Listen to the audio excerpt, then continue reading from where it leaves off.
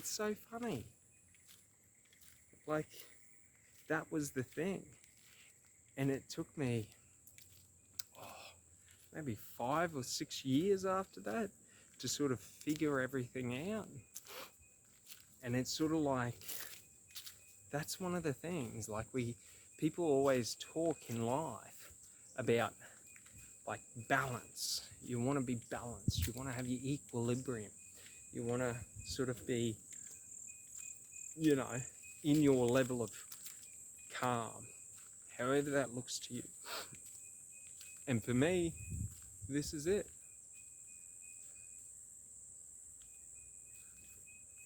If I can hike every day, if I have food, if I have access to water, I don't really care about money. Like, job done. Like, if I'm able to hike and be out here in nature and experiencing everything that's happening that, is outside of me, it's like, that's what I want in life, is to explore and experience. One of my personal goals in life is to hike every national park. Now, unfortunately, I've realised that's an impossible feat because the Australian government decided that we're not allowed in certain national parks. But I digress. There's so many places. So, like, that's sort of one of my goals over the next 10 years is to try and get to every country and hike around their national parks, which is a pretty fun thing, I think. But it's like, when we figure out truly what makes us happy in life and what gives us like meaning and purpose within ourselves, we're able to create a life that we don't need excess things to make ourselves feel good about who we are. What we do makes us feel good about who we are. So it's sort of like, it's a really funny thing, because so many people I see in life and in society are so focused about the income, about the bank account, about the cars, about the house, about the girl. Like, they're so focused on all these different things so that they can finally be allowed to feel good about themselves.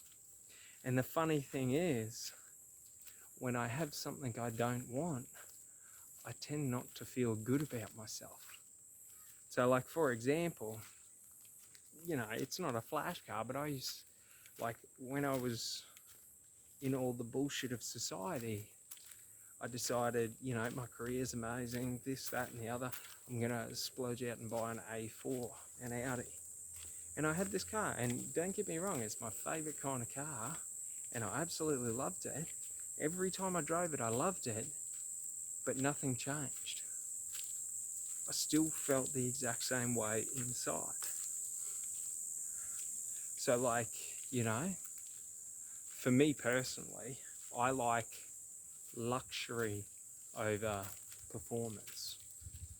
Like, I don't really care about supercars, but like, I would rather just have a nice luxurious one. But the problem is all the additional bullshit that came with that car, that came with that lifestyle, that meant I had to constantly be working and doing things and putting myself into stress that I didn't want, to try and manage and upkeep a lifestyle that didn't fulfill me, that didn't make me happy, that didn't give me enjoyment in my life. And that's one of the funny things. I'm on the opposite end of the scale now, in terms of I have nothing and everything. Like, I don't need the car to make me feel good about myself when I have these beautiful trees around.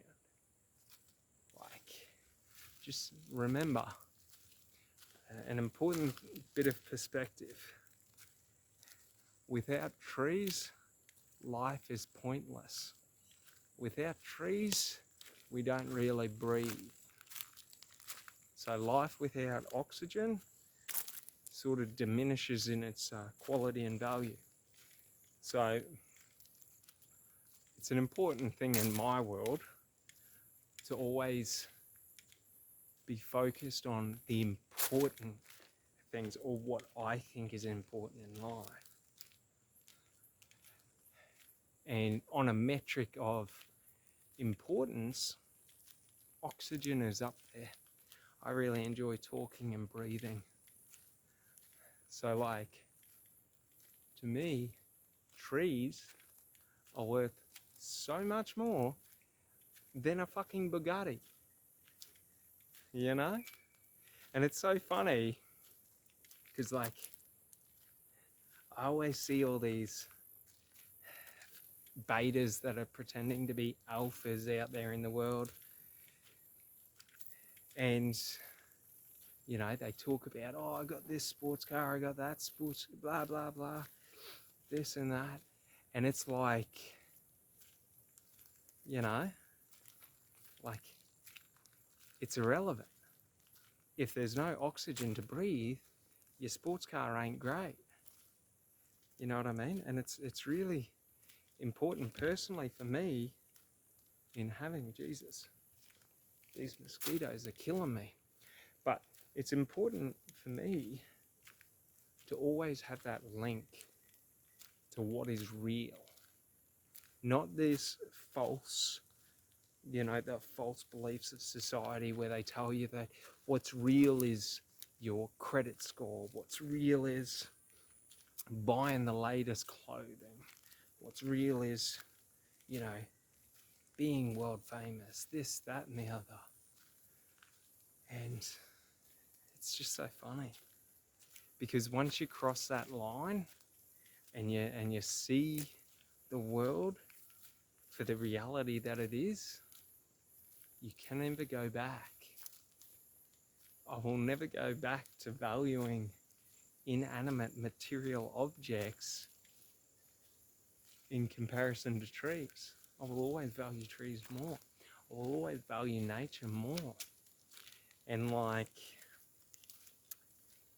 it's just so funny to me because all of these false betas that are going around pretending to be alphas and saying that they're the top shit and this is how you live life, and you know, it's all about sex, drugs and women and this, that and the other, and sports cars and the hustle and rah rah rah.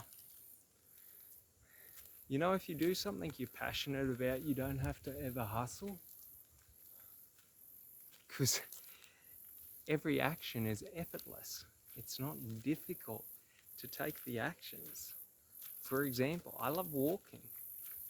So for me, walking is not, it's not exercise. It's not like I'm not putting my body into an extreme, you know? Like, it's sort of, this is what I view as being comfortable and relaxing, not difficult or challenging. So like, in life, in business especially, if you do what you're passionate about and what you love and what you want and what gives you purpose, now understand this, we all have to make a decision in life on what our purpose is. So it's not something that is given to you, but it's something that you have to accept or sort of call forth. And what I mean by call forth is, for me, my life purpose is to become the people's champion. Not the only people's champion, but one of them. And what that means is to always value people over, you know, my own success.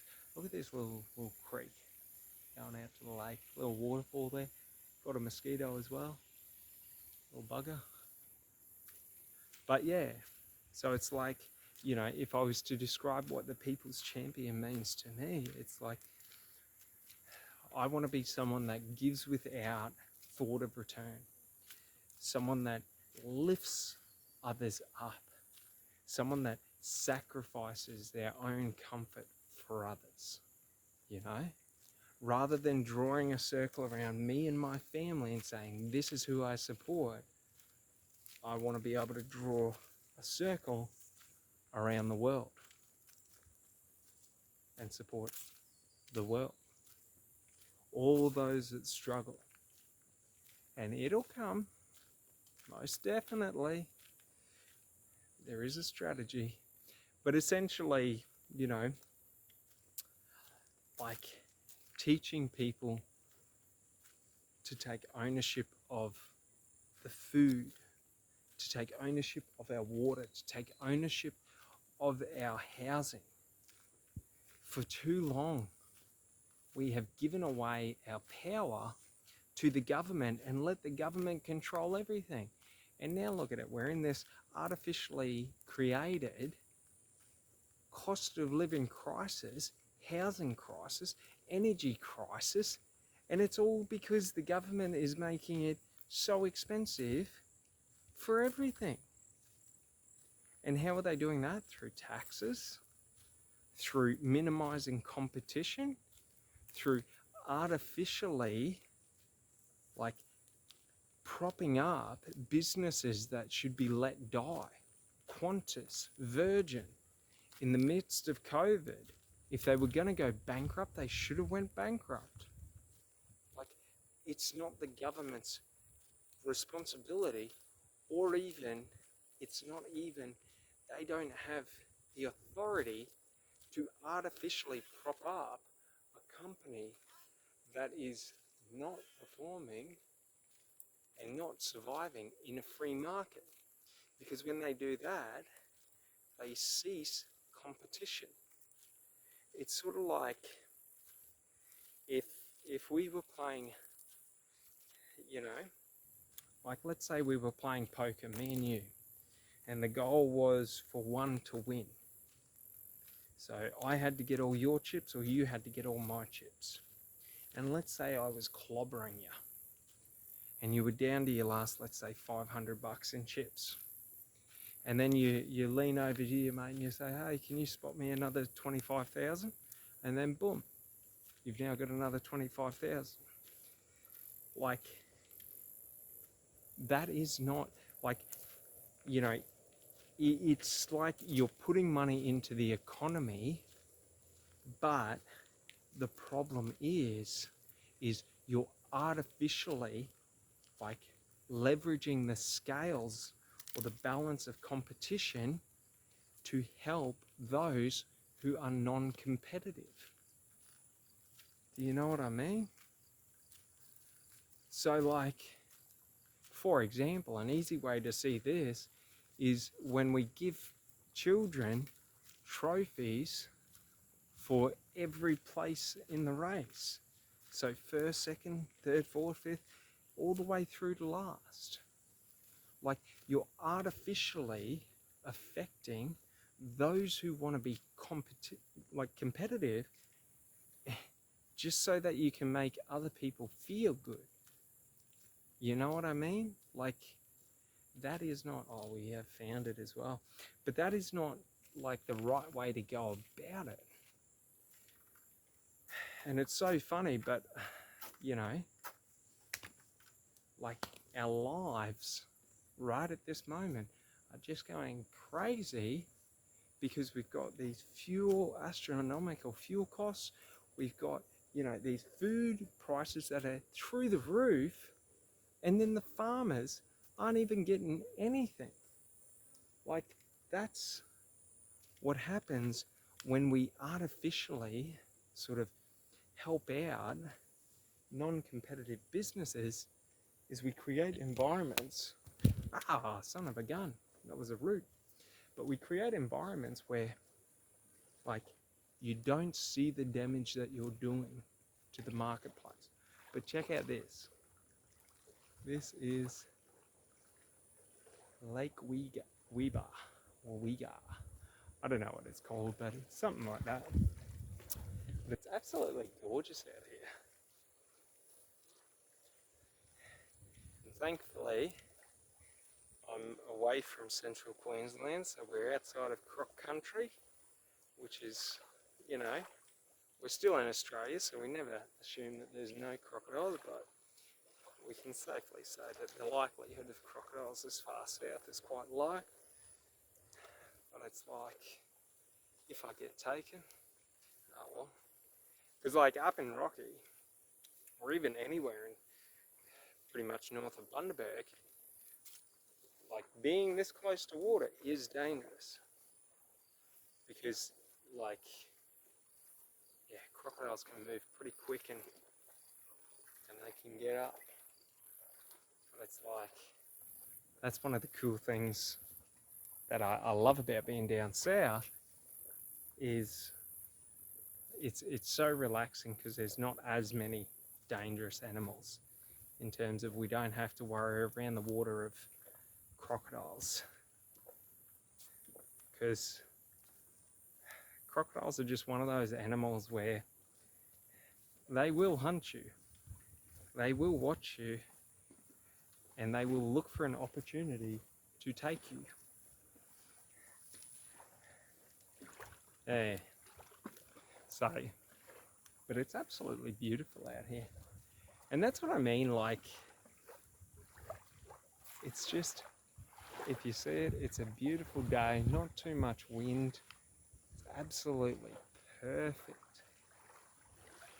And that's one of the awesome things that I love about getting out into nature, is like, nothing man-made could ever